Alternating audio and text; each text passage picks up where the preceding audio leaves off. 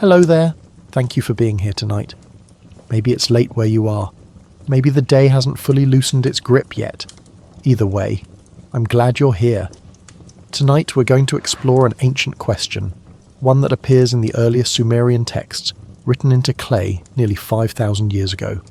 It's a question about the Anunnaki.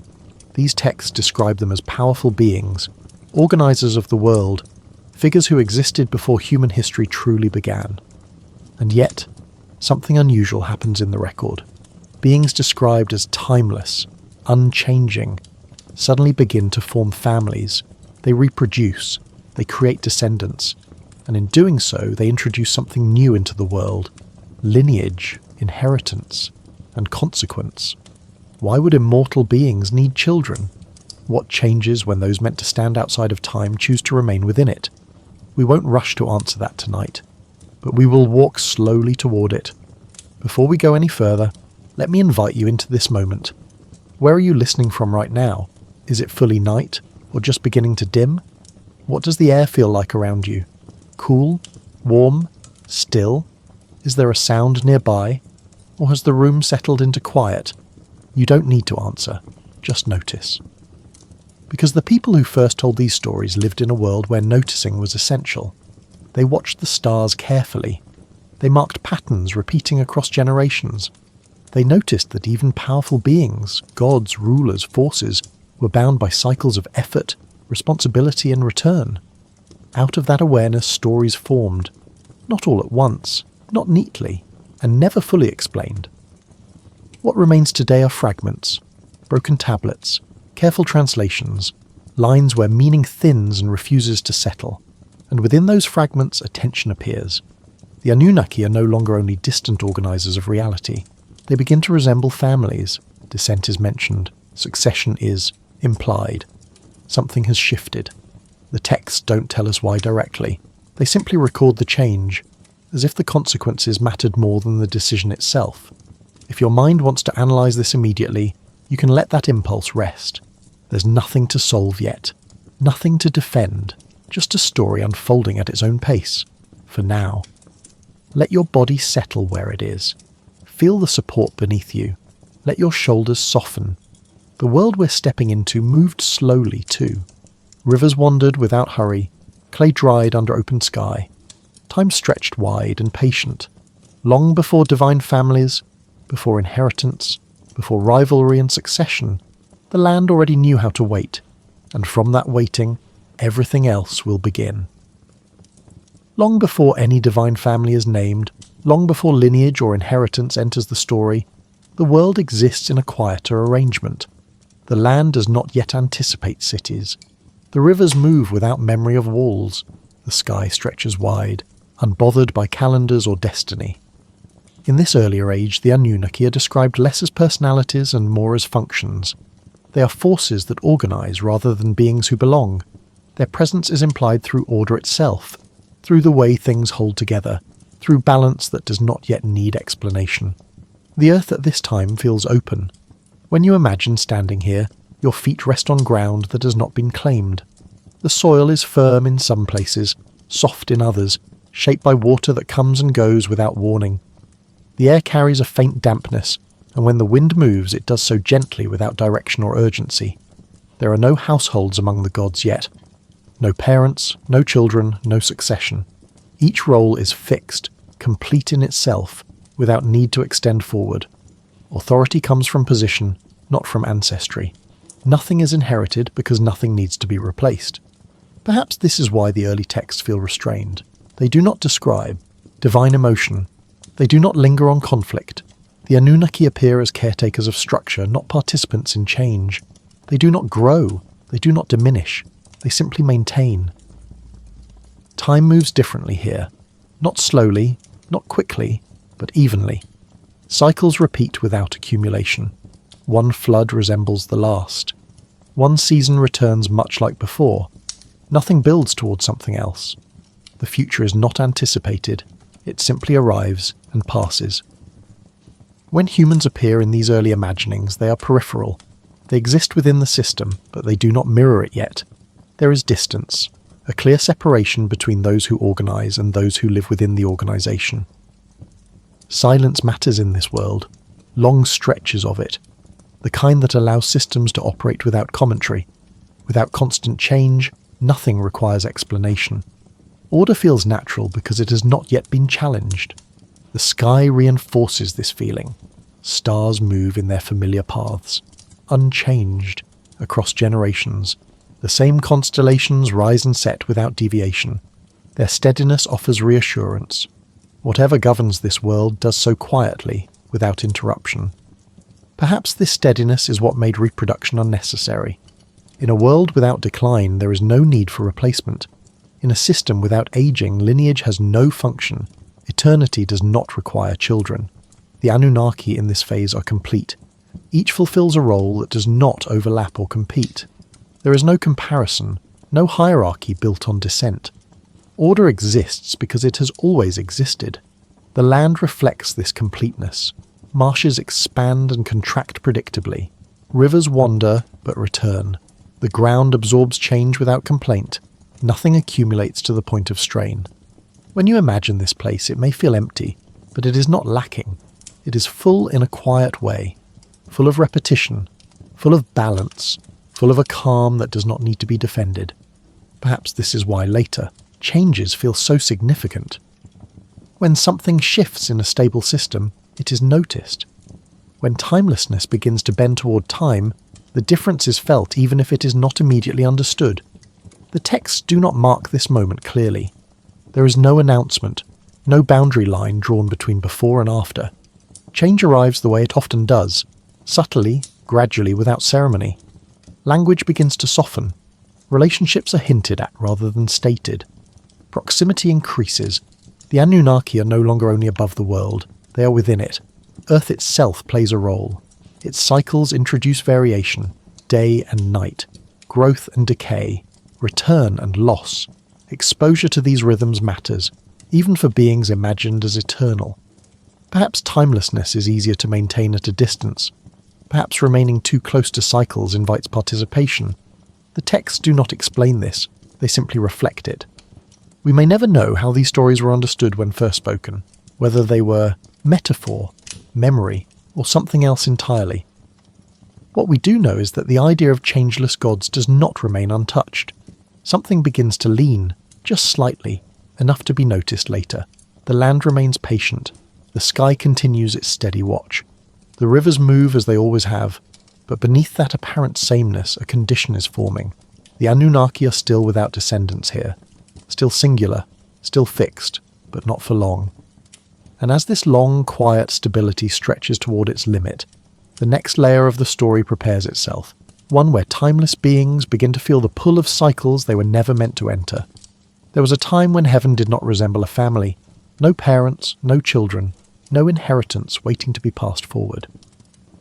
In this earlier Sumerian imagination, the divine world functioned without lineage. Authority did not move through blood, it remained anchored to role. Each god existed as a complete presence, defined by responsibility rather than relationship. When the Anunnaki appear in the oldest layers of text, they are not introduced through birth or descent. They are named by function. One governs wisdom, another oversees water, another stabilizes the earth. Their identities do not unfold, they simply are. This absence of genealogy is telling. Nothing is gained by tracing origin when origin is assumed to be eternal. If a being has no beginning, then ancestry becomes unnecessary. Power does not flow forward. It remains fixed. Time, in this phase, feels broad and flat, not empty, but evenly distributed. There is no sense of accumulation, no need for succession, no expectation that one presence must eventually replace another. The sky mirrors this condition. Stars move with quiet regularity, returning to the same positions without deviation. Planets trace slow paths that repeat without aging. From night to night, little seems to change. The heavens feel complete as they are. Perhaps this is why the earliest divine order feels so calm. Without descendants, there is no comparison. Without comparison, there is no rivalry. Without rivalry, there is no urgency. Order exists because nothing pressures it to evolve. The land beneath reflects the same balance. Rivers overflow and retreat, but they do not yet threaten permanence. Floods nourish rather than destroy. Marshes expand and contract without resistance. Nothing is pushed beyond its capacity. Humans, where they appear at all, remain peripheral. They live within the system, but they do not mirror it. They age, they reproduce, they die. The distance between human cycles and divine constancy remains intact. Silence plays an important role here. Long stretches of it. The kind that allows order to operate without being questioned. Nothing demands explanation because nothing feels unstable. In this state, the Anunnaki do not need to relate to one another beyond coordination. They do not form households. They do not compete for position. Their authority is not threatened by time. Perhaps this arrangement could have lasted indefinitely. Perhaps heaven could have remained without bloodlines forever. The texts do not say it was unsustainable. They simply show that it did not remain unchanged. Something begins to intrude.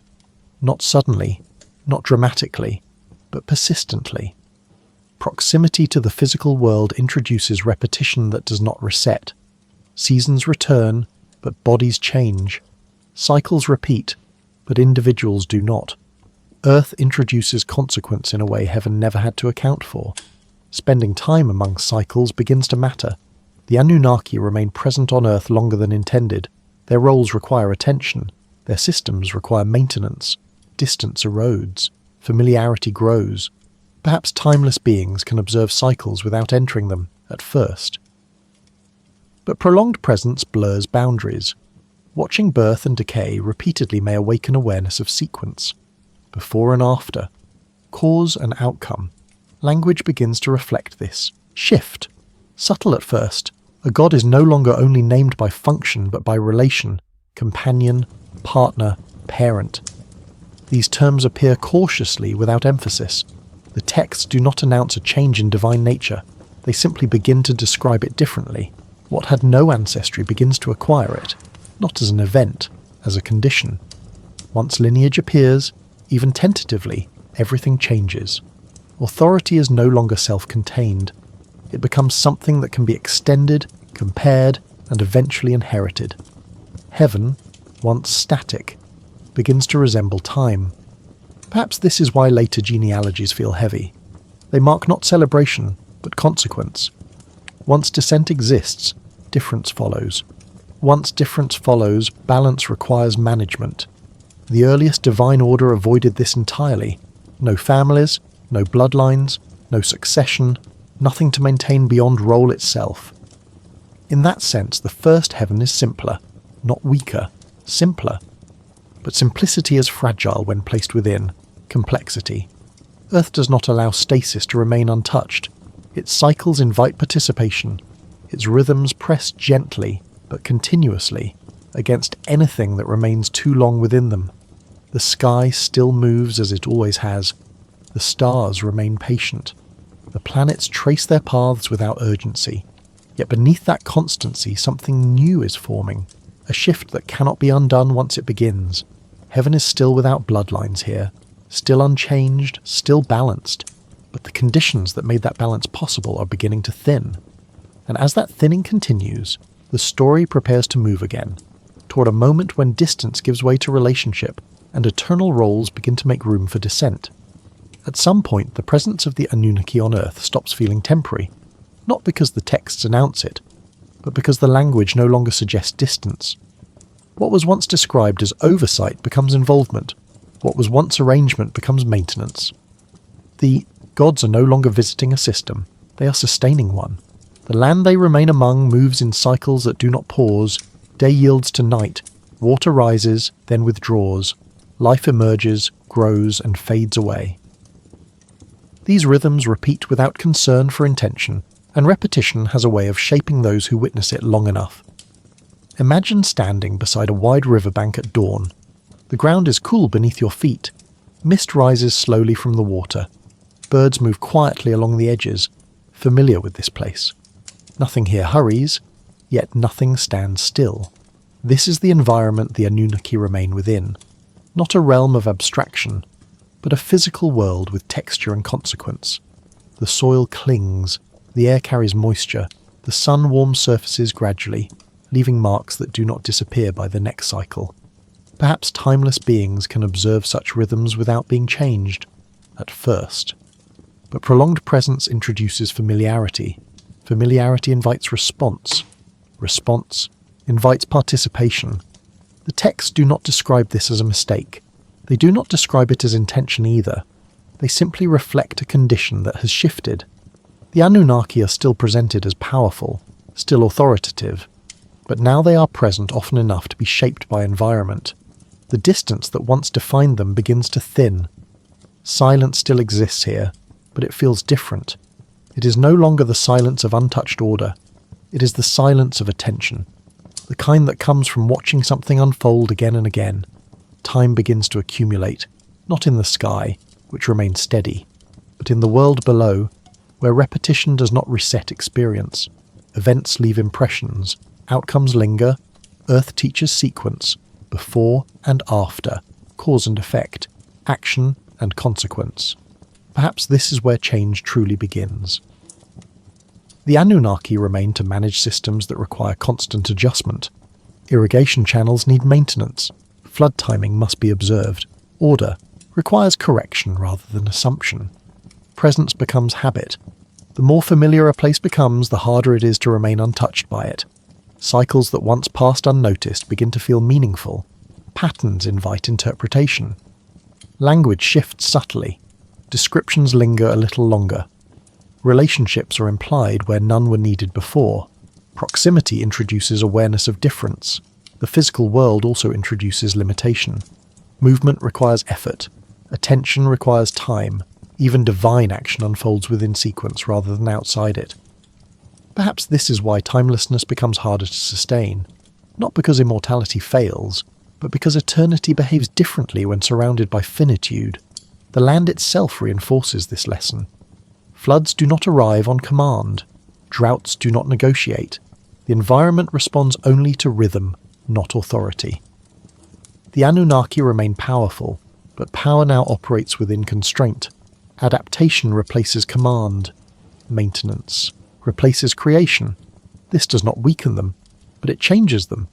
The sky continues its patient movement overhead. Stars rise and set as they always have. From that perspective, nothing has changed. Yet below, the world accumulates memory. Each cycle adds context. Each return carries slight difference. Perhaps it's impossible to remain unchanged while staying among change for too long. Perhaps distance was always part of what made eternity possible. The texts do not blame, they do not explain. They simply show a world where divine presence has become constant rather than occasional. And constancy has consequence. The Anunnaki begin to belong to Earth in ways they were never meant to. Not through intention, through duration. What remains long enough begins to adapt. What adapts begins to participate. What participates begins to resemble. This is not yet reproduction, not yet lineage. But the conditions that make those things possible are forming quietly. The long stay has altered the boundary. Heaven and earth no longer feel fully separate. The distance between timelessness and time has narrowed, and within that narrowing space something unintended waits. A change that will not announce itself as an event, but will reveal itself only later through consequence. The earliest signs do not arrive as declarations. They appear as adjustments, small shifts in language, subtle changes in emphasis, details that feel easy to overlook unless you linger with them. In the tablets that follow the long divine presence on Earth, the Anunnaki are still described as powerful, still authoritative, still essential to order. But the way they are spoken about begins to soften. They are no longer only distant organisers. They are described in relation to one another, not just to the world they oversee. Perhaps this is how change usually announces itself, not loudly, not suddenly, but through familiarity that deepens without permission. Where earlier texts focused on function, later, ones begin to include association. A god is mentioned alongside another consistently. Two names appear together often enough to suggest more than coordination. The words companion and consort begin to appear, cautiously, without explanation. The tablets do not pause to justify this. They do not explain why relationship now matters. They simply reflect that it does. Archaeologically, these shifts coincide with periods of increasing complexity in human society. Cities grow larger, administration expands, record-keeping multiplies. human institutions begin to rely more heavily on hierarchy and continuity. The divine world, reflected in story, begins to mirror this structure. Perhaps this is coincidence. Perhaps it is reflection. The texts do not clarify. What they do show is proximity. Gods are no longer only associated with domains. They are associated with spaces. Temples are dedicated to specific divine pairs. Offerings are made not only to individuals but to groupings, family. Language begins to appear where role language once dominated. This does not feel celebratory. It feels descriptive. The sensory world of these rituals reinforces the shift. Incense burns longer. Ceremonies become more elaborate. Temple spaces grow more complex, divided into inner and outer chambers. Access becomes regulated. Proximity to the divine is structured rather than assumed. Silence still matters, but it is now shared. Not the silence of distance, but of presence. The kind that exists between beings who occupy the same space for long periods of time. Perhaps timeless beings can exist together without forming bonds, at first. But duration has weight. Repetition builds familiarity. Familiarity introduces difference. The land continues its cycles. Floods arrive, fields are renewed, seasons return. But the repetition now carries accumulation. What happened before matters to what happens next. Memory begins to stretch across cycles rather than resetting with them. The divine world absorbs this logic. Language reflects it quietly. Descriptions of divine activity now imply sequence. One action follows another. One decision responds to an earlier outcome. Cause and consequence begin to appear even in divine narrative. This does not mean the ANUNNAKI become human, but they become contextual. Perhaps this is the first sign of change that truly matters. Not reproduction itself, but the acceptance of sequence. Once sequence exists, origin and outcome begin to matter. Once outcome matters, continuity becomes relevant. Scholars note that divine lists begin to lengthen during this period. Names accumulate. Associations are clarified. The structure of the divine world becomes denser, more layered. What was once simple becomes interconnected. Some interpret this as myth responding to social change. As humans organize themselves into families and institutions, their gods follow suit in story. Others suggest the reverse, that belief-shaped social organization. We may never know which direction influence travelled. Perhaps it moved both ways. What remains consistent is tone. The texts do not dramatize these changes. They do not frame them as rebellion or crisis. They simply present a world that is no longer static. The Anunnaki still oversee order, still maintain balance, but now balance requires attention. Presence on Earth has introduced friction, not conflict, friction. The subtle resistance that appears when movement meets surface, when intention meets environment. The physical world teaches limitation gently. Bodies require space. Action requires time. Relationship requires adjustment. Even divine beings must account for these realities when they remain long enough within them. Perhaps this is where the idea of reproduction first becomes possible, not as desire but as consequence. Once beings exist within sequence, continuation becomes meaningful. Once continuation becomes meaningful, descent becomes imaginable. The texts do not announce the first, divine union. They prepare for it. They describe conditions in which such a thing could occur without violating the logic of the world. The Anunnaki are still powerful, still eternal, but they are no longer untouched. The sky remains steady overhead. Stars follow their ancient paths.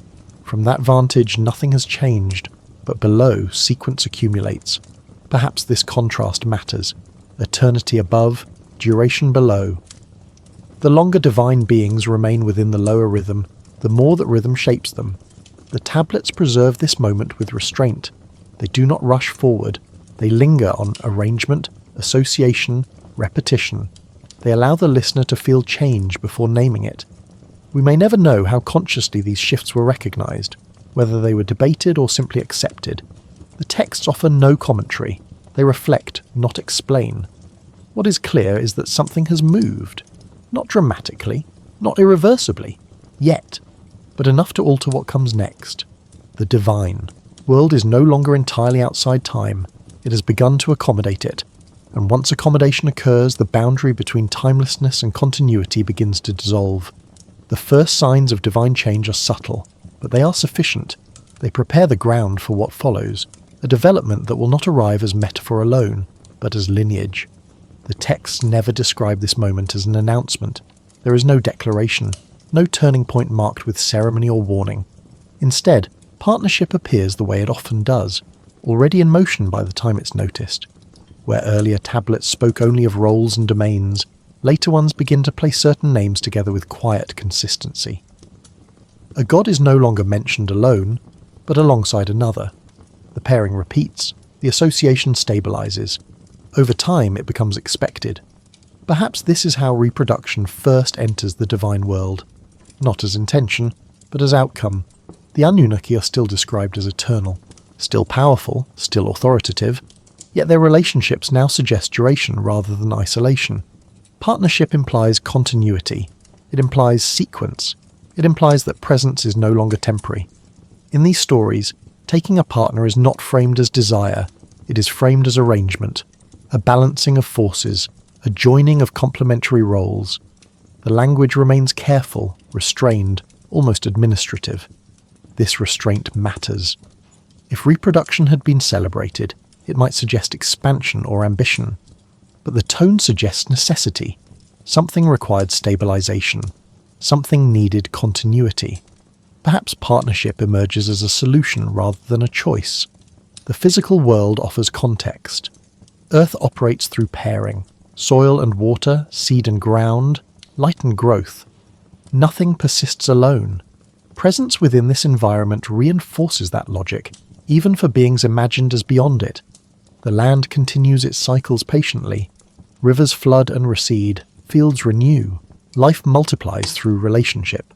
Observation becomes familiarity. Familiarity becomes influence. The Anunnaki do not imitate this immediately, but they do not remain immune to it either. Language begins to reflect union. Titles change. A god is described as spouse, consort, companion. These terms appear without explanation, as though they require none. Their inclusion feels matter of fact. Silence surrounds these developments. There are no debates recorded, no objections preserved. The texts move forward as if this progression was accepted quietly. Perhaps it was. Scholars note that divine partnerships often mirror complementary forces, water and earth, wisdom and fertility, structure and growth. These pairings suggest balance rather than dominance. Neither figure absorbs the other. Both remain distinct. This matters. Partnership here is not hierarchy, it is alignment. Yet alignment introduces something new. Once two forces operate together over time, outcome becomes shared. Responsibility intertwines. Consequence extends beyond individual action. Perhaps this is where reproduction becomes possible, not biologically in the human sense, but conceptually. Once outcome belongs to more than one, continuation requires structure. The texts do not describe divine intimacy, they describe result. The focus remains on what follows rather than how it begins. This preserves dignity. It keeps attention on consequence rather than spectacle. From an archaeological perspective, this period corresponds with increasing complexity in ritual space. Temples become more specialized. Inner chambers appear. Offerings are differentiated. Access becomes layered. These physical changes mirror narrative ones. Just as divine relationships gain structure, human worship reflects it. Spaces become defined. Boundaries become meaningful. Perhaps these developments inform one another. Perhaps belief and environment evolve together. The sky remains unchanged. Stars trace their paths, without concern for divine partnership or human ritual. Their steadiness contrasts with the increasing complexity below. From that vantage, nothing appears altered. Yet on Earth, continuity begins to matter more. Sequence becomes relevant. The idea that presence extends forward rather than remaining fixed takes hold. Partnership reinforces this idea. It suggests that what exists now will shape what comes next. This does not weaken the Anunnaki, but it changes the logic of their existence. Authority now operates within relationship. Balance must be maintained rather than assumed. Order becomes something that can shift if not tended carefully. Perhaps this is why partnership remains restrained in the texts. It is not celebrated because it introduces vulnerability. Once beings exist in relation, they can affect one another. Once they affect one another, difference emerges. Difference invites comparison. Comparison invites tension. Tension invites consequence. The texts do not yet describe offspring, they stop just short of that. But the conditions are now in place. Partnership creates the possibility of descent even if it has not yet occurred. The Anunnaki are still depicted as eternal, still powerful, but eternity now contains structure. Structure introduces limitation. The land continues its cycles. The rivers move patiently. The sky watches without comment. From the outside, the world remains balanced. But within the divine order, something irreversible has begun. The gods have taken partners, and with that quiet alignment, the future has entered a system that once had no need for it. What follows will not arrive suddenly, but it will arrive inevitably. And as partnership settles into permanence, the next layer of the story prepares to emerge, one where alignment gives way to dissent, and continuity takes on a form that cannot be undone. The texts never pause to marvel at this development. There is no astonishment recorded, no sense that something impossible has occurred. Instead, the arrival of divine offspring is presented with the same restraint that marked partnership itself, as though once the conditions existed, the outcome required no further explanation. Children appear not as disruption, but as continuation. The language shifts again. Names are now followed by descriptors that imply descent. A god is identified as born of another. Lineage enters the narrative quietly without emphasis. What had once been unthinkable is now simply stated. Perhaps this is how profound change often arrives, not as rupture, but as normalization. The offspring of the Anunnaki are not described as weaker, nor are they described as lesser. They possess authority, but it is different. It is inherited rather than assumed. Their power is contextual rather than absolute. This distinction matters. Where the elder Anunnaki are defined by role alone, the younger generation exists within sequence. They come after, they follow. Their presence implies that something preceded them and that something may follow in turn. Time has entered the divine world. These younger gods are more closely associated with Earth. Their domains are narrower, their responsibilities more specific.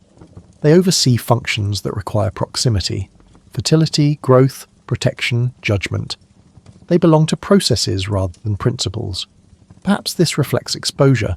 Perhaps those born within cycles carry the imprint of those cycles more deeply. The texts do not suggest rebellion. They do not frame the younger gods as challengers. Instead, they present a layered hierarchy. Authority remains, but it is distributed. Order becomes something that must be coordinated rather than simply enacted. This introduces complexity. Genealogy now matters. Who came from whom carries significance. Relationships extend forward rather than remaining static. Memory accumulates across generations rather than resetting with each cycle. Silence still surrounds these developments. There is no divine commentary preserved, no justification offered. The story moves forward as though this progression was accepted as necessary. From a human perspective, this structure feels familiar. Families, inheritance, succession. These are mechanisms humans use to manage continuity. Seeing them reflected in divine narrative suggests a deep mirroring. Perhaps humans shape these stories to make sense of their own systems. Perhaps the stories shape the systems in return. The direction of influence remains uncertain.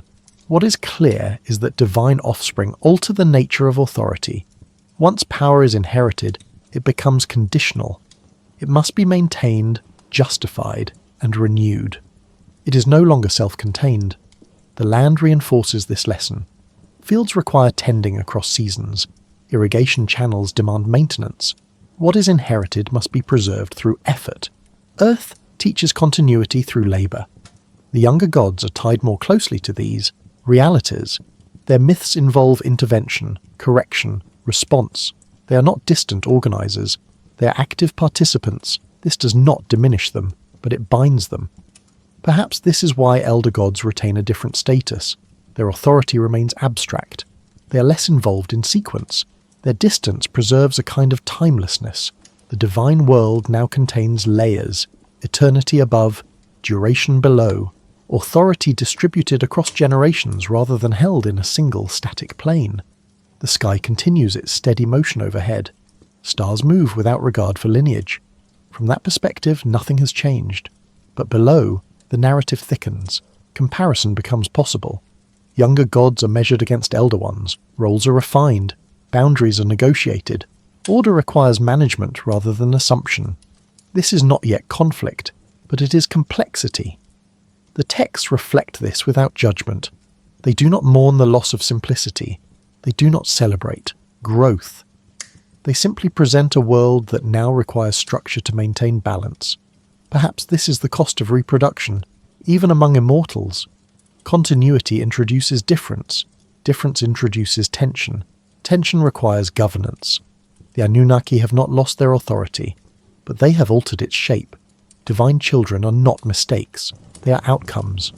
Once partnership exists, dissent follows. Once dissent follows, the system cannot return to what it was. The earliest heaven, without bloodlines, is gone. In its place stands a layered order, still powerful, still eternal in some sense, but now embedded within time.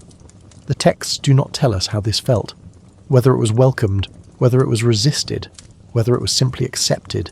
They preserve only the result, a divine world with generations, with memory that stretches forward, with authority that must be maintained, and with that structure firmly in place, the story prepares to move again, toward a period when this layered divine order stabilizes into something resembling permanence, a golden age shaped not by isolation, but by lineage. There is a period in the text where everything seems to settle, not into perfection, but into rhythm. The divine world, now shaped by generations, no longer feels in flux. Lineage has been established. Roles have been assigned. Relationships have stabilized into patterns that repeat rather than evolve. It is here, in this calm middle ground, that the Anunnaki appear most balanced. Imagine the world during this time. The land feels organized but not constrained. Rivers still wander, yet their paths are understood. Fields are cultivated with confidence. Temples rise with deliberate placement, aligned carefully with both ground and sky.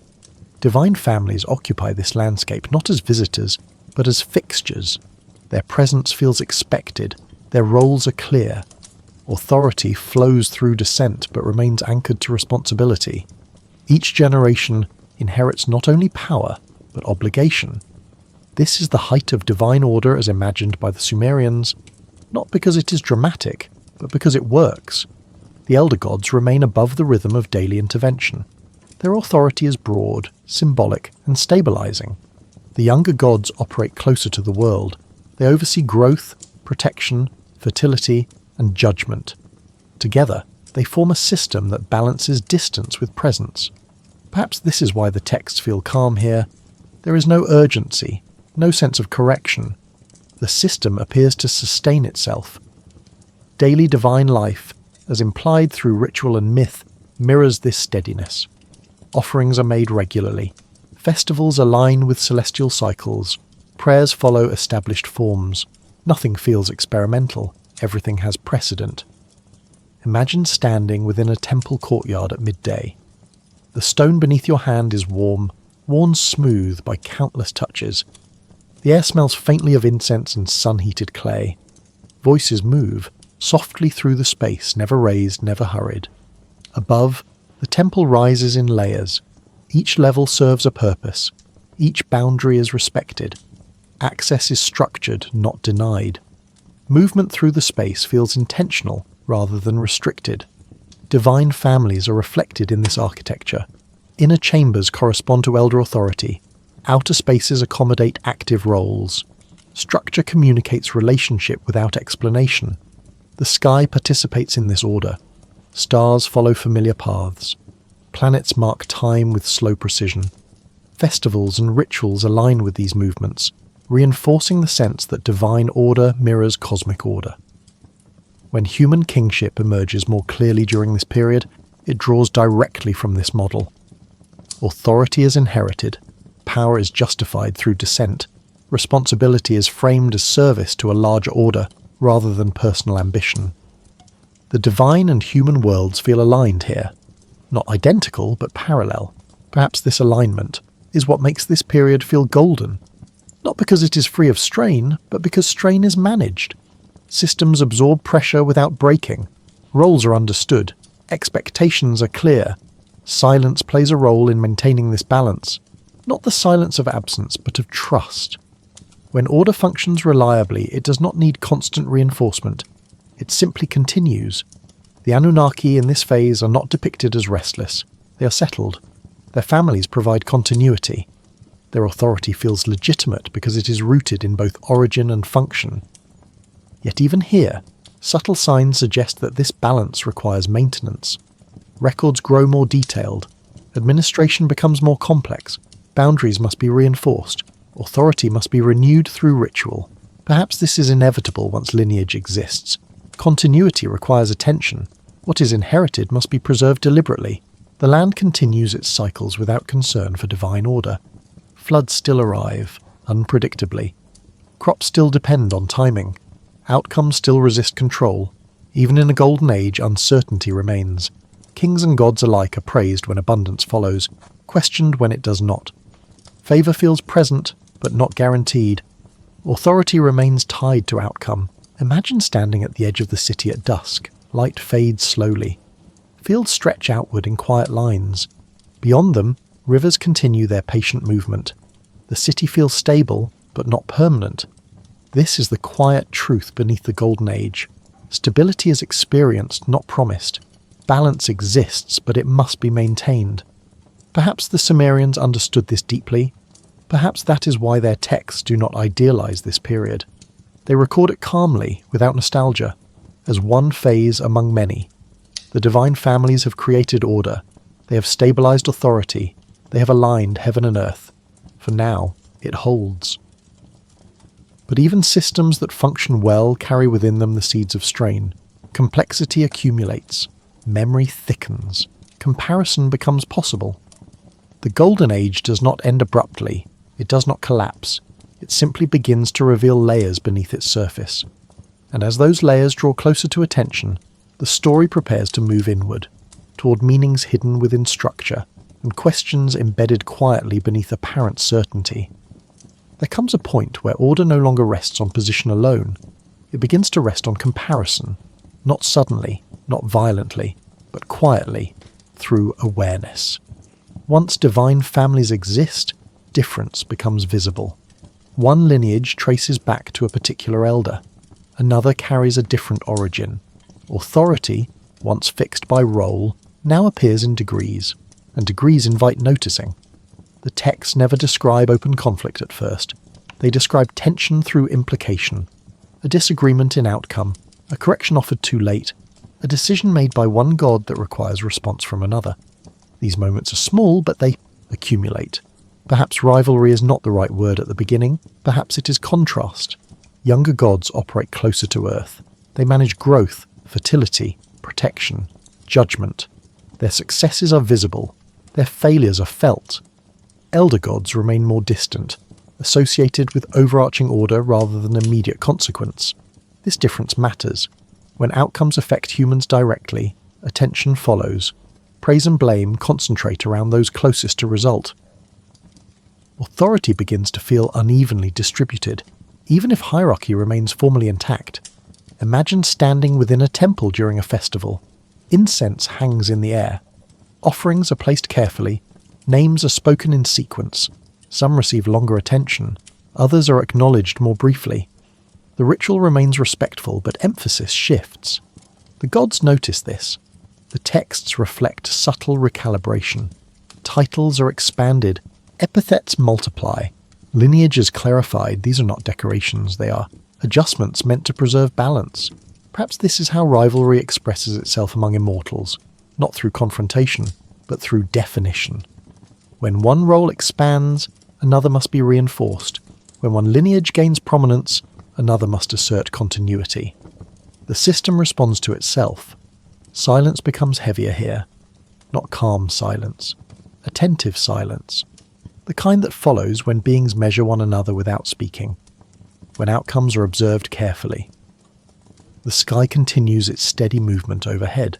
Stars remain indifferent to divine comparison. Their constancy contrasts with the growing complexity below. From that distance, nothing appears altered. But within the divine order, awareness sharpens. Some gods intervene more frequently. others withdraw. Decisions ripple outward. Correction becomes necessary. Balance requires effort. The texts do not frame this as failure. They present it as inevitability. Once lineage exists, comparison follows. Once comparison follows, tension must be managed. Perhaps this mirrors human experience intentionally. Families compare. Siblings notice difference. Inheritance creates expectation. Expectation creates pressure. The divine world, now structured through descent, absorbs this logic. Rivalry does not destroy order here. It reshapes it. Boundaries are clarified. Responsibilities are renegotiated. Authority is reaffirmed through ritual rather than assumption. This period feels quieter than conflict, but more charged than balance. Systems hold, but they require attention. Maintenance replaces ease. Imagine standing at night outside the city walls. The air cools. The ground releases heat slowly. Above, stars continue their patient paths. Below, torches mark boundaries. Light and shadow divide space deliberately. This is the feeling of the divine order now. Defined, measured, maintained. Perhaps rivalry is simply the awareness of difference sustained over time, not aggression, awareness. The texts hint at moments where divine decisions conflict. Floods sent too forcefully. Judgments applied unevenly. Corrections required. These are not dramatic scenes. They are administrative adjustments presented through myth. Scholars interpret these moments differently. Some see them as reflections of political shifts among human cities. Others view them as symbolic representations of natural imbalance. A few wonder whether they preserve memory of actual disagreement within belief systems. We may never know. What matters is that the divine world no longer moves as a single, seamless function. It operates through coordination. Coordination requires negotiation. Even immortals must adjust. The Golden Age does not end here. It continues. But its texture changes. Certainty gives way to vigilance. Order persists, but it is watched more closely. Perhaps this is the cost of continuity. Stability can be achieved, but it cannot remain unconscious. Once awareness enters the system, maintenance becomes permanent. The Anunnaki remain powerful. Their families remain intact. Their authority remains recognized. But harmony is no longer automatic.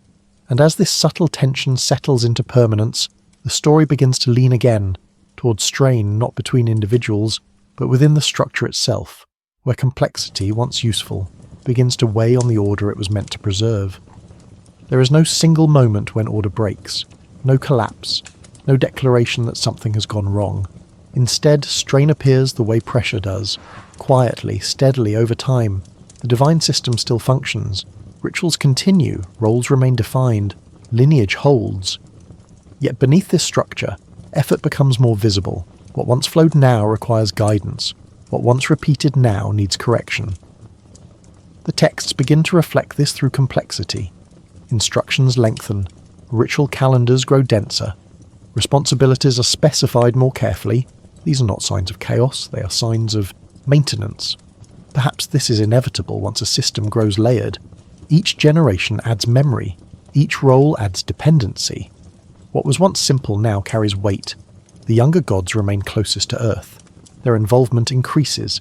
They respond to droughts, floods, harvests, and conflict. Their actions accumulate consequence. Success brings praise. Failure brings scrutiny.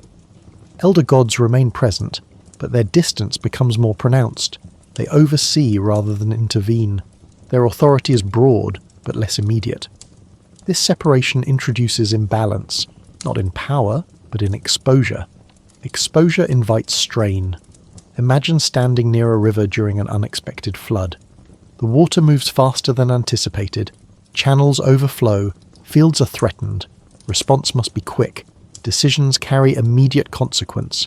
Those closest act first. This is the position of the younger gods now. Immediate, responsible, accountable. Over time, this weight accumulates. Correction follows. Correction. Adjustment follows adjustment. What was once alignment becomes management. Silence still exists, but it has changed. It is no longer the silence of trust. It is the silence of vigilance, the kind that follows when systems must be watched carefully to prevent imbalance. The sky remains unchanged. Stars continue their steady paths. From that vantage, nothing appears strained. But below, effort is visible. Perhaps this contrast matters. Eternity above, fatigue below. The texts do not describe divine exhaustion directly. They imply it through repetition, through the increasing need for intervention, through stories where outcomes do not align as expected. Floods arrive too strongly. Judgments feel excessive. Corrections are required. These are not framed as failures of character, but as misalignments within a complex system. Scholars note that during this phase, myths begin to encode caution. Balance must be respected. Boundaries must be maintained. Authority must be exercised carefully. These themes suggest awareness of limitation. Perhaps this reflects human experience as well. As societies grow, administration becomes necessary. Rules multiply. Oversight increases. Stability depends on effort rather than assumption. The divine world mirrors this progression. Rivalries do not explode into conflict, but they require constant mediation. Authority must be reaffirmed through ritual. Lineage must be clarified through record. The land continues its cycles without regard for divine strain. Floods still arrive, crops still depend on timing. Earth responds only to rhythm, not hierarchy. This indifference reinforces limitation. Power operates within context. Even gods must adjust. Perhaps this is the quiet lesson preserved in these texts. Not that order fails, but that order requires attention once it becomes complex. Once continuity exists, maintenance becomes permanent. The Anunnaki remain powerful, they remain authoritative, but they are now embedded within a system that reacts to itself. Imagine standing in a temple at dusk. Light fades across stone, shadows lengthen, incense burns low. The space is calm, but the day has taken effort. Tomorrow will require it again. This is the feeling of divine order now, functional, sustained, but no longer effortless. The texts do not lament this change, they record it. They show a world that has matured into complexity. Perhaps this is not decline, perhaps it is transformation. Yet transformation carries consequence. Systems that require maintenance can also falter. Complexity introduces vulnerability. The divine order has not broken, but it has begun to feel its own weight. And as that weight settles into permanence, attention turns inward, toward reflection, symbolism, and deeper meaning, searching for understanding beneath structure and guidance beneath routine. The story does not end here. It slows. It listens, preparing for what lies beneath. At a certain point, the distance between gods and humans becomes harder to see, not because it disappears, but because it begins to reflect. The divine world, now shaped by lineage, responsibility, and maintenance, starts to resemble the human one more closely than before. Authority flows through descent. Roles are inherited. Order is preserved through continuity rather than assumption. This resemblance is never stated outright in the texts. It doesn't need to be. It appears through pattern. Human kingship begins to settle into familiar forms during this period. Rule is justified through ancestry. Power is framed as something received rather than seized. Responsibility is described as service to a larger order rather than personal will. These ideas do not arise in isolation. They mirror what is already present above. The ANUNNAKI, once distant organizers, now appear as a model. Their divine families offer a structure that humans recognize intuitively. If gods inherit authority, then kings may do the same. If divine order requires maintenance, so does human governance. Perhaps this is why the Sumerians recorded divine genealogies so carefully, not merely to remember gods, but to understand themselves. Lineage explains responsibility. Descent explains obligation. Continuity explains why effort never fully ends. The human world absorbs this logic quietly. Cities grow, administration expands, records multiply, law becomes formalized, authority must be visible, traceable, and justified. Kings are no longer simply leaders, they are links in a chain. This chain mirrors the divine one. Imagine standing in a city square at midday. The air is warm. Stone buildings hold the sun. People move with familiarity, following paths worn smooth by repetition. Above them rises a temple, aligned carefully with sky and ground. The temple reflects the city reflects the temple. Rituals reinforce this alignment. Offerings are made for balance rather than favour. Prayers emphasise maintenance rather than conquest. The language of order replaces the language of expansion. Perhaps this is why the divine stories feel less fantastical here. They are not meant to astonish. They are meant to explain.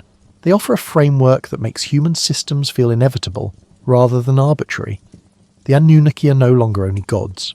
They are models. This does not mean humans see themselves as equal. The distance remains. But the structure is shared. Authority flows downward through lineage. Responsibility flows upward through outcome. The sky reinforces this sense of continuity. Stars move in predictable paths. Planets mark time with patient repetition. The heavens suggest that order itself is inherited, not invented. Humans mirror this belief in their institutions. Calendars align with celestial cycles. Festivals repeat. Law references precedent. Memory becomes central. Perhaps this is the quiet power of these myths. They do not instruct directly. They normalize. They present a world where continuity feels natural and effort feels expected. The divine world absorbs this mirroring as well. Younger gods appear more involved with human affairs. Their actions affect outcomes directly. Praise and blame accumulate around them, just as they do around kings. This parallel deepens identification. Humans recognize divine fatigue. Divine stories echo human experience. Responsibility feels shared across realms. The texts do not describe this as confusion. They present it as correspondence. Heaven and earth are aligned not through sameness, but through structure. Perhaps this alignment brings comfort. If gods also manage complexity, then human effort is not failure. It is participation. If even immortals must maintain order, then labour has meaning beyond survival. Silence still plays a role here.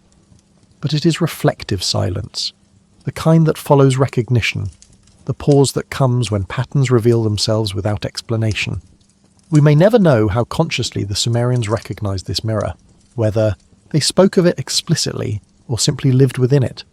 The texts do not tell us.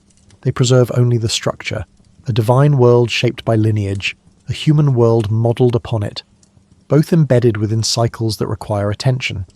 This mirroring does not resolve strain. It contextualizes it. Complexity becomes understandable rather than threatening.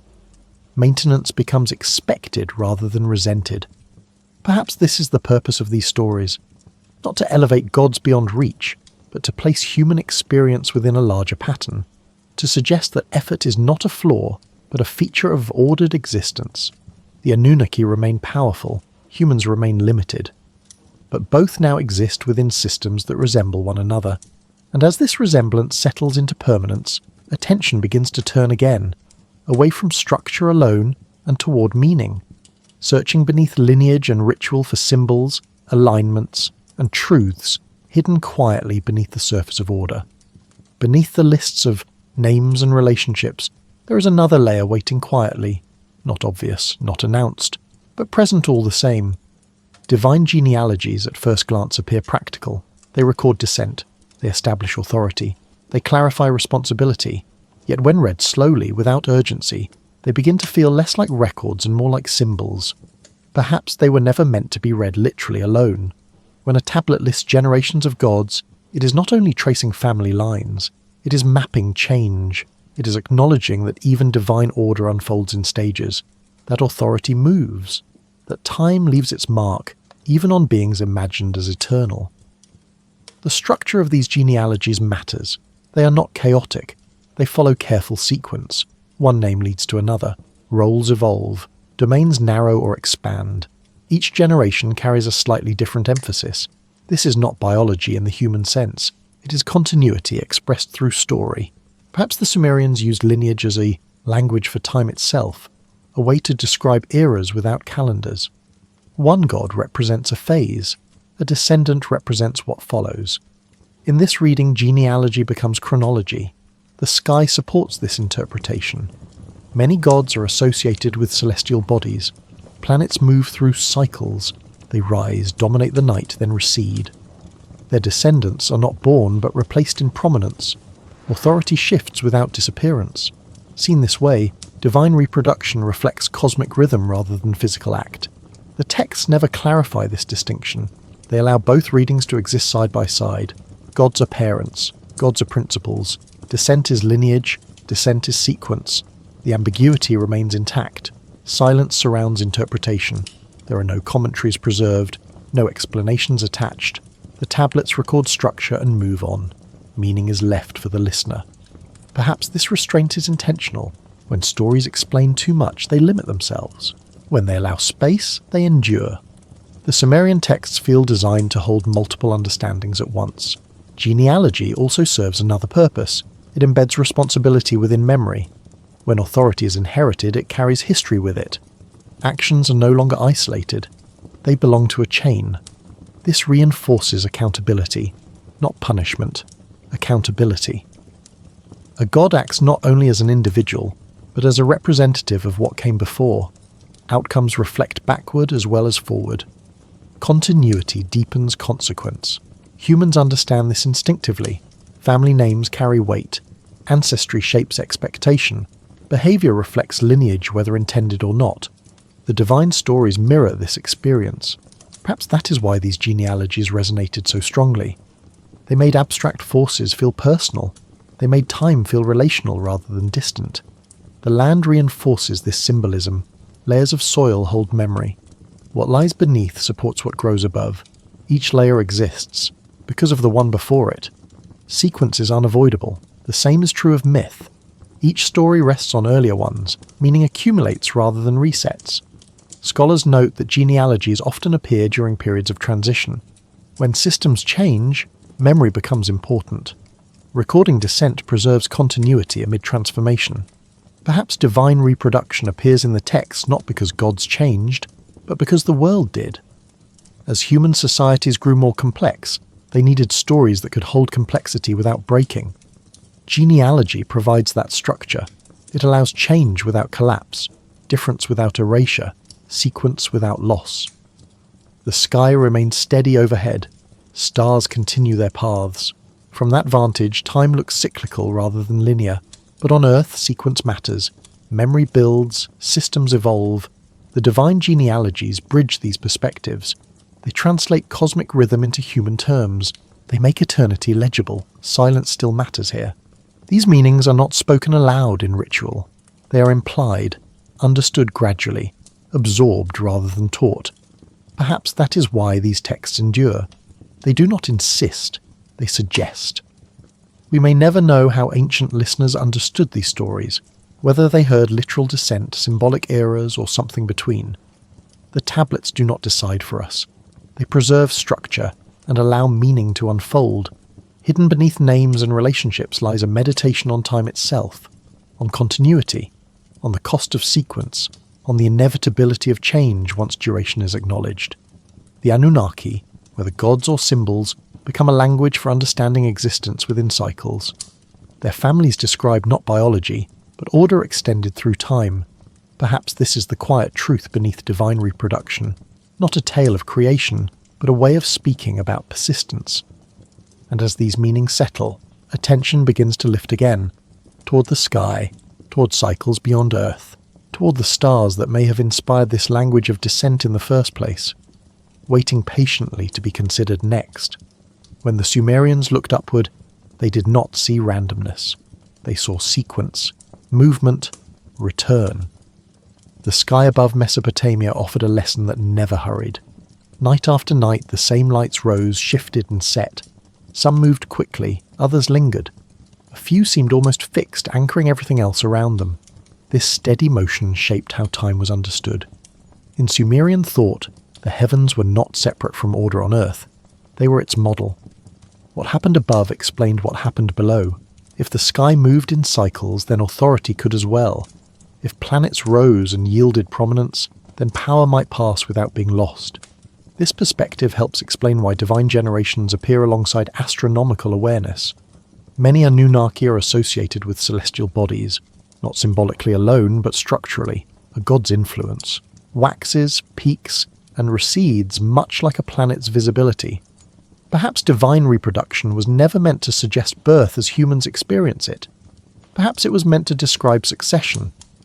One divine figure dominates an era, another follows. Authority transfers, but the system remains intact. No god disappears entirely.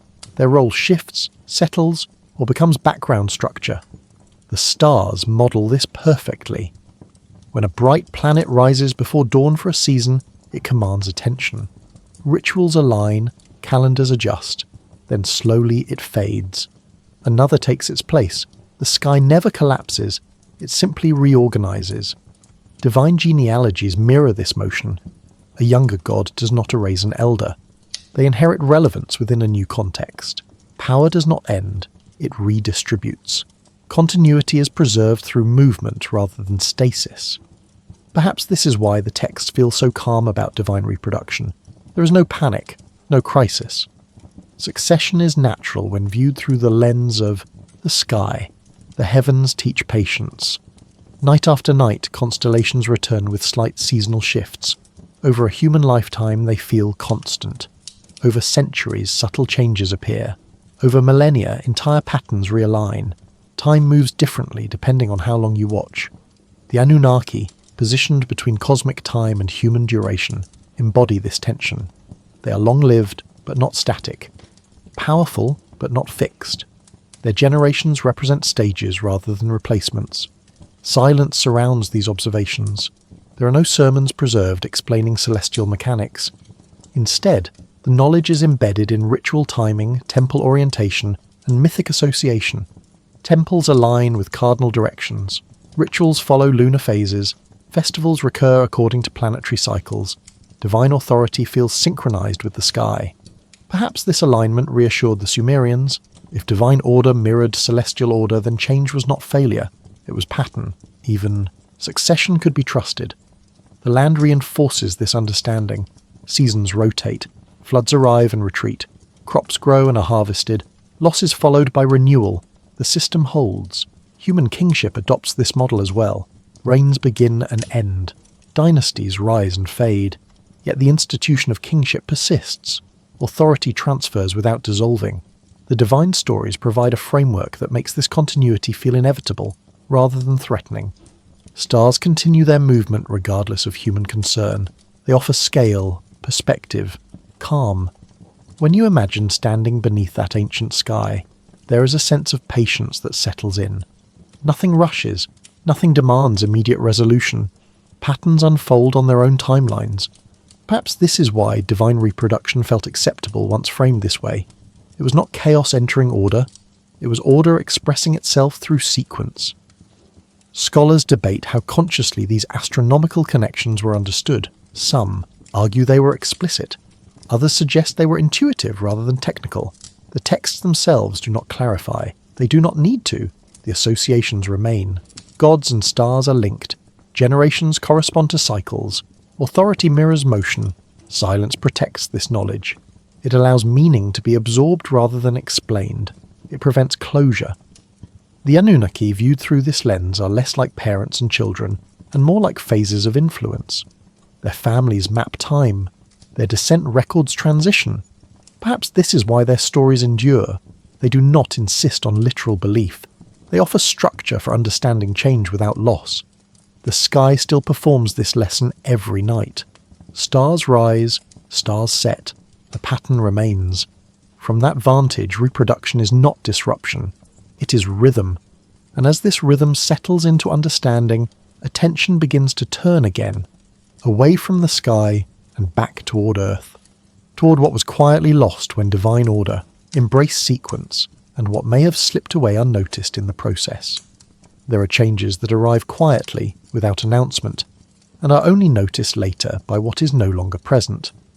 The Sumerian texts never pause to mourn what was lost when divine generations appeared, but loss is there, implied through contrast. Before lineage, divine order is simple, roles are fixed, authority is self-contained, nothing requires replacement. Once the gods begin to multiply, this simplicity fades, not violently, not tragically, but inevitably. Continuity replaces permanence, and continuity always carries weight. Perhaps the first thing lost is stillness. When authority is inherited, it must be transferred. When it is transferred, it must be managed. The divine world becomes dynamic rather than static. Motion replaces rest. This does not mean disorder, it means attention. Elder gods no longer exist alone as complete expressions of function. Their roles must now be preserved, extended, or interpreted by others. Meaning begins to move through time rather than remaining fixed. Perhaps timelessness itself begins to thin. The texts hint at this through tone rather than statement. Earlier descriptions feel broad and calm. Later ones feel careful, more precise, more concerned with sequence. When precision increases, ease often decreases. Silence changes as well. The silence of untouched order becomes the silence of monitoring. The pause between actions is no longer empty. It is watchful. Awareness replaces innocence. This is not presented as failure, but it is presented as consequence. Divine reproduction introduces difference. Difference invites comparison. Comparison requires adjustment. Adjustment demands effort.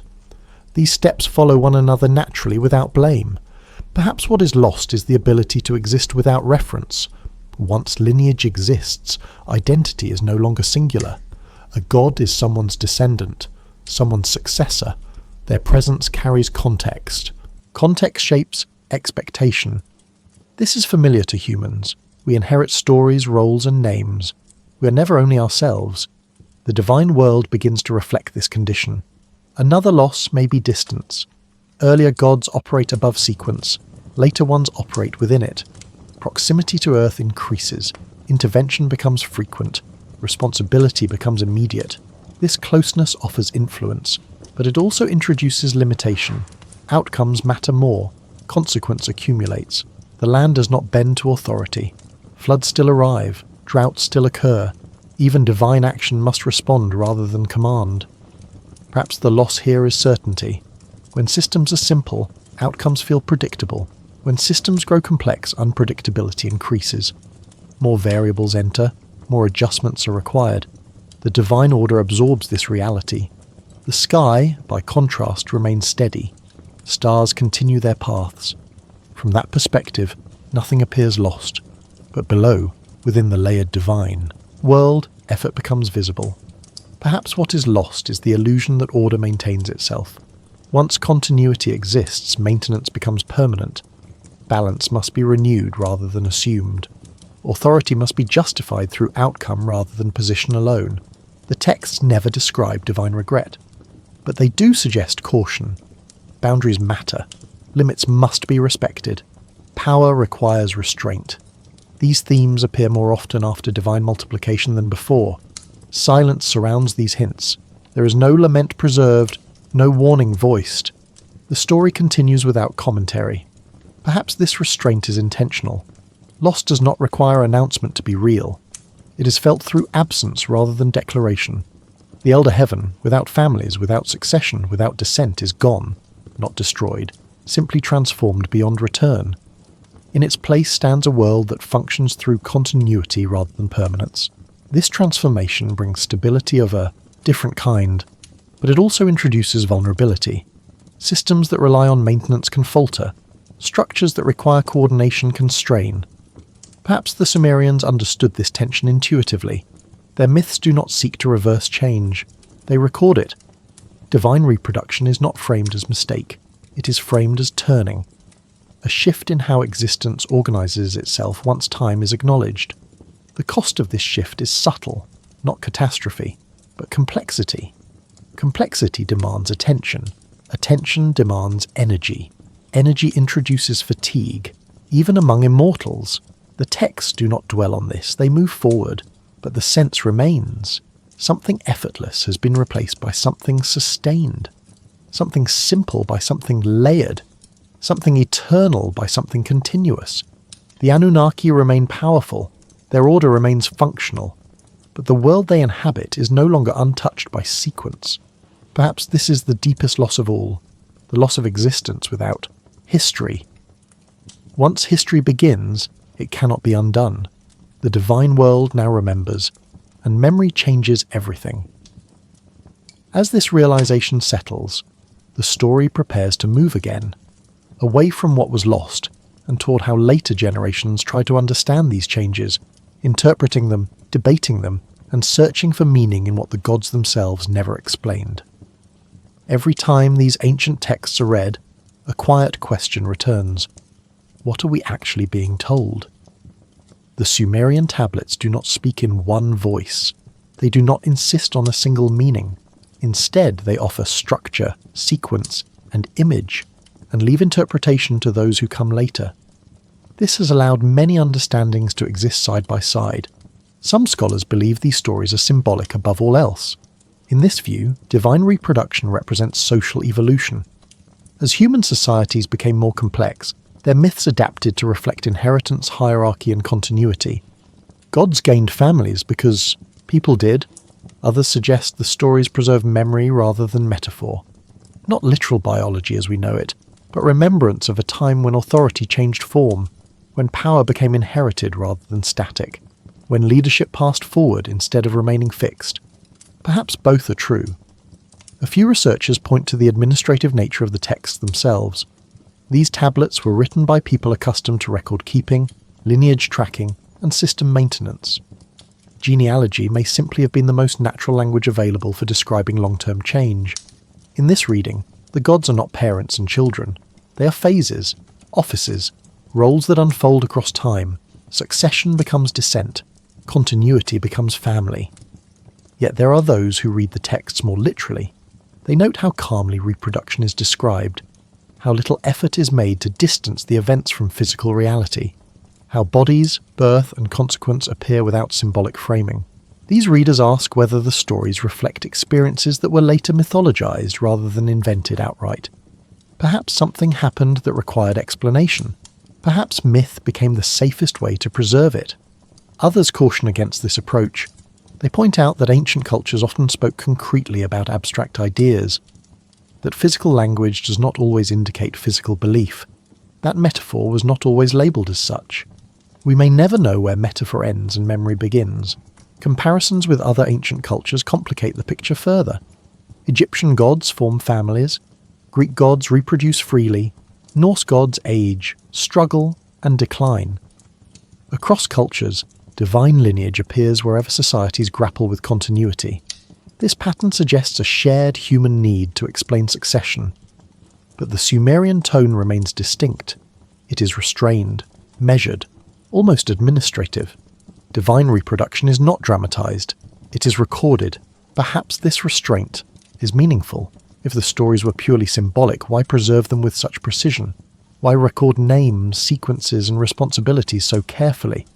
Why allow ambiguity rather than clarify intention? Some argue that ambiguity itself was the point, that these stories were meant to be held, not resolved, that meaning unfolded through repetition rather than explanation. In this view, competing interpretations are not failures of understanding. They are part of the design. Silence plays a role here. The texts do not correct the reader. They do not guide interpretation. They remain patient, allowing each era to read itself into the story. Perhaps that is why these questions persist. Modern readers bring their own concerns. Science seeks mechanism. History seeks context. Philosophy seeks meaning. Each approach highlights different aspects of the same material. None fully exhausts it. We may never know whether the Sumerians believed their gods physically reproduced symbolically, evolved, or represented cosmic cycles beyond human analogy. The tablets do not decide for us. What they do offer is structure without conclusion, a framework that holds change without explaining it away.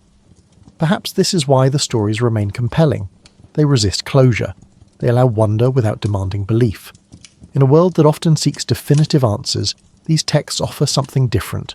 They offer space to consider how power changes form, how continuity alters authority, how systems evolve once time is acknowledged. Whether literal or symbolic, the story points to the same truth. Once lineage exists, nothing remains untouched by sequence. Even gods must adapt. The value may lie not in choosing an interpretation, but in holding several at once, letting them coexist, allowing uncertainty to remain part of understanding. The Sumerians themselves did not leave us instructions on how to read these stories. They left us the stories, and perhaps that is enough. As these interpretations settle gently, the next question emerges, not about what the texts mean, but why they were preserved at all, and what later generations hope to carry forward by remembering divine change rather than divine perfection. Stories that offer clear answers rarely survive unchanged. They settle too quickly, they close themselves. The Sumerian texts endure precisely because they do not do this. They preserve uncertainty rather than erase it. They record change without explaining it away. And perhaps that is why the story of divine reproduction was kept at all. The tablets were not casual records. Clay was valuable. Writing was effort. What was pressed into the earth was chosen deliberately. The decision to preserve divine genealogies suggests they mattered, not as spectacle, but as reference. Perhaps these stories were warnings, not warnings of catastrophe, but of consequence. They show what happens when systems grow complex, when authority becomes inherited, when continuity replaces permanence. These are not divine problems alone, they are human ones. By placing these developments among the gods, the Sumerians created distance. They could examine change safely. They could observe strain without accusing themselves. Myth provided space to reflect. Perhaps the story was preserved to normalize effort. If even gods must maintain order, then human struggle is not failure. It is participation. Labor becomes meaningful rather than shameful. This perspective would have mattered deeply in a land shaped by rivers that did not obey. Floods arrived too strongly or not at all. Survival required constant attention. Order was never guaranteed. Divine stories that acknowledged maintenance rather than perfection offered reassurance. The genealogies may also have served as memory anchors. By recording divine descent, the Sumerians preserved sequence across time.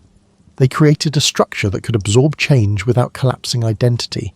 This mattered as cities rose and fell, as dynasties replaced one another, as authority shifted from one center to another. Continuity needed explanation. The gods provided it. If divine order could change without dissolving, then human order could too. Succession became natural rather than threatening. Loss became part of pattern rather than punishment. Perhaps this is why the story emphasizes restraint. There is no divine panic, no revolt, no apocalypse. Change is presented as process. That tone matters. Silence protects this meaning. The texts do not instruct the listener how to feel. They simply show a world where change occurs without judgment. Later generations copied these tablets faithfully, not to resolve them, but to keep them available. Each era could read itself into the story. Scholars note that during periods of political transition, interest in these texts increased. Genealogies were revisited. Lineage lists were updated. Myth provided stability when reality shifted. Perhaps the divine, families offered a mirror in which humans could see themselves more clearly. Not idealized, not condemned, simply contextualized. The story was not preserved to glorify gods, it was preserved to understand order. Even today, these texts resist closure. Modern readers continue to debate them. Literal or symbolic, memory or metaphor. None of these questions end the story. That persistence suggests intention. If the goal had been instruction, clarity would have followed. If the goal had been control, interpretation would have been restricted. Instead, ambiguity was allowed to remain. Perhaps the Sumerians understood that some truths cannot be taught directly. They must be approached slowly, from different angles, across time. Divine reproduction becomes a way of speaking about inevitability, about the cost of continuity, about the way systems change once time is acknowledged. These themes do not expire. Human societies still struggle with inheritance, with authority, with maintenance, with fatigue, with the balance between permanence and change. The story survives because it remains relevant. Even now, fragments of these tablets are studied, translated, debated. New interpretations emerge, old ones resurface. The story continues to unfold, not because it changes, but because we do. Perhaps that is the deepest reason it was preserved, not to tell us what happened, but to give us a place to think. The Anunnaki are not asking to be believed, they're asking to be considered. Their story offers a frame wide enough to hold complexity without forcing resolution. It invites patience rather than certainty. And as this patience settles, the final movement of the story approaches, not toward answers, but toward continuity itself, toward the quiet recognition that these ancient questions did not end with the last tablet, but continue now within us, as we listen and reflect in the same way people once did beneath the same enduring sky. The civilization faded, as all do. Cities emptied, temples crumbled, languages slipped out of daily use, but the story did not vanish. What survived was not stone alone, but memory, carried forward in fragments, in lists, in stories copied long after the hands that first pressed them into clay were gone. The ANUNNAKI did not remain present as living gods. They remained as structure. This is the quiet legacy of divine lineage. Later Mesopotamian cultures inherited these stories without discarding them. Akkadians, Babylonians, Assyrians, each adapted the divine families rather than erasing them. Names changed slightly, roles shifted, relationships were clarified or reweighted, but the idea of divine descent endured. Authority, once imagined as static, was now always understood as inherited. Human kingship followed the same pattern. Rulers no longer presented themselves as isolated figures. They placed themselves within chains of succession. They traced legitimacy backward. They claimed continuity rather than novelty. Even today, this logic remains familiar. We speak of dynasties, of institutions that outlast individuals, of systems maintained rather than reinvented. The divine genealogies offered a language for this. They taught that change does not require collapse, that succession does not equal loss, that order can move forward without dissolving. Modern archaeology has allowed these ideas to surface again. When the first tablets were unearthed in the 19th century, scholars were struck by their tone. These were not hymns alone, not prayers alone. They were records, careful, methodical, restrained. The divine families were listed with the same attention given to grain allotments and labour rosters. This suggested something important. These stories were not entertainment, they were explanatory frameworks. As more tablets were translated, patterns emerged. The Anunnaki were not chaotic gods. Their relationships were structured, their lineage was ordered, their authority followed recognisable rules. This challenged earlier assumptions about ancient myth. It revealed a worldview deeply concerned with continuity and responsibility rather than spectacle. Even now, new fragments continue to be studied. New readings are proposed. Scholars debate translation choices. A single word can shift interpretation. A damaged line can reopen questions long thought settled. The story remains active. Perhaps that is its greatest legacy. The divine lineage does not demand belief. It invites reflection. It asks how systems change once time is acknowledged, how authority adapts once continuity replaces permanence. These questions remain relevant. Modern institutions struggle with succession, with inherited power, with maintaining order across generations. The ancient stories provide no solutions, but they offer perspective. They suggest that complexity is not failure, that maintenance is not weakness, that even systems designed to last must adjust. The Anunnaki, once imagined as eternal, organisers, become a mirror through which later cultures examine their own structures. Gods become models not of perfection but of process. This reframing matters. It allows history to be read without nostalgia or condemnation. Change is not framed as decline, it is framed as transformation. The stars still follow their paths overhead. From that scale, human systems rise and fall unnoticed. But within human experience, continuity matters deeply. Stories help bridge that gap. Perhaps this is why the Sumerian texts were preserved so carefully. Not because they held answers, but because they held questions worth returning to. Even now, as you listen, you participate in that continuity. The story moves forward not through certainty, but through attention, through patience, through willingness to sit with unresolved meaning. The Anunnaki no longer walk the land in story, but their structure remains embedded in how we think about authority, inheritance, and order. Legacy is not presence. It is influence, and influence does not require belief. It requires memory. As the last of these ideas settle, the story does not end. It softens, it slows. It returns us gently to the present, carrying with us the awareness that the questions preserved in clay are still alive, still relevant, still quietly unfolding. Here, now, beneath the same enduring sky. And now, we return. Not away from the story, but gently back into this moment. Here, where you are listening. The night has continued while we've been here. It hasn't waited. It never does. Somewhere outside, the air has cooled or stayed warm. A light may still be on, or perhaps the room has settled into shadow. Either way, you're still supported, still present. The story doesn't need to be held anymore. You can let it rest. The Anunnaki, as names and structures, fade back into the quiet where they belong. Not forgotten, just settled. Like constellations that slip below the horizon, still there, simply unseen for a plea.